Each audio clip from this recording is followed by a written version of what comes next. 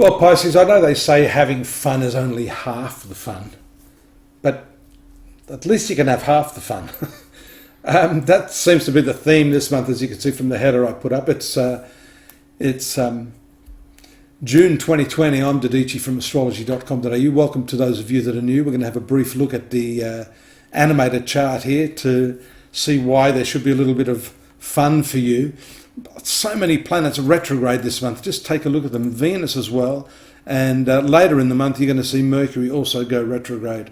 You've still got this powerful but somewhat dubious combination of Mars and Neptune in your sun sign right now. That's a bit disabling in a way, because you may want to do things but may find it difficult to do so. Apart from that, these retrograde planets have you second guessing. Take a look here in your 10th house of career. On the 6th, however, there's a very, very big full moon in the upper part of your horoscope, which to me is good news because the moon is one of your better planets. It rules the 5th house. And that is while Mercury is still in forward motion. Do what you've got to do in your work. Push the envelope as hard as you can. You need to get what you want out onto the table and agreed to before the middle of the month. Social affairs here can be a little sticky. You notice here the conjunction, the darkening moon at this stage on the 8th and 9th with Pluto, and this is the powerhouse combination here. Power play, it could be manipulation also. Be careful of friends or newcomers on the scene.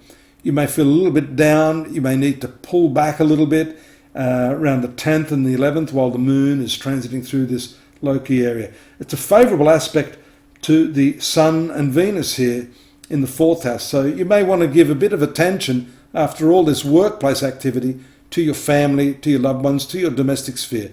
Staying at home might be the better option at that time.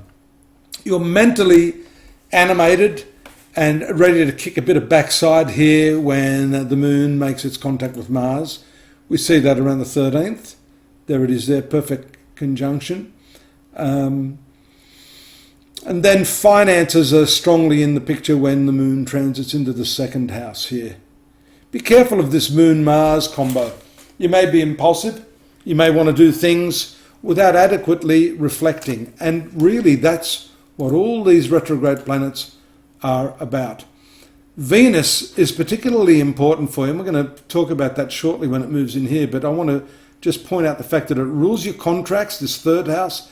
It also rules your 8th house, which is the money that you share with other people.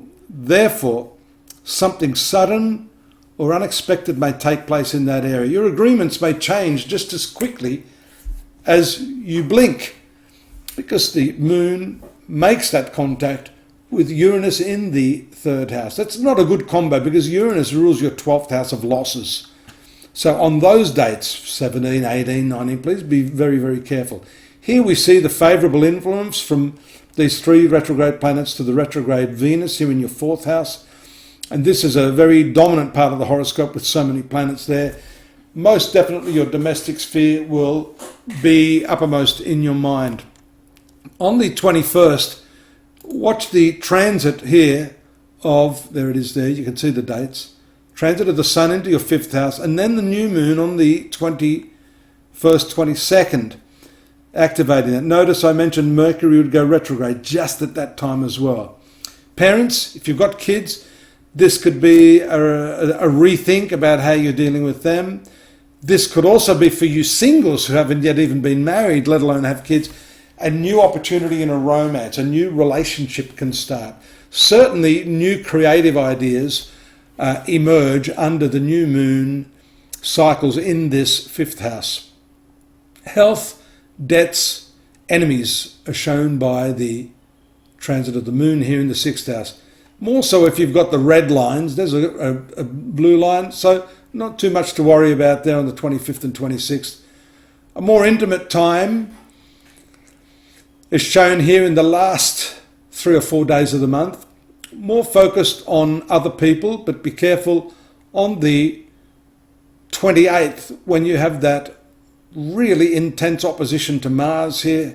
you may find yourself at odds with others. The intimacy I talk about on the 28th and 29th is shown by the transit of the moon in your 8th house.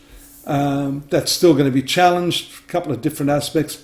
Venus, however, has moved into direct motion, and so it's a good time to dig down deeply into those secret parts of your relationship that can be improved. Get that intimacy happening, into me see, as that word really means, and that can improve things right at the end of June. Mars has snuck into this 2nd house just at the last minute. We're going to talk about this as a financial trigger next month and what that means for you. Mars is a good planet, so don't worry too much about that. In the meantime, don't forget to join me over at my site, astrology.com.au, the new look, astrology.com.au. We've got a whole range of free psychic oracles and readings. I've got the new natal and transit report, absolutely free. Of course, if you're looking for a more detailed private analysis, you can drop me a line here. I'll show you how to do that. Subscribe, and please stay safe under these uncertain times. I look forward to your company next month. Bye-bye.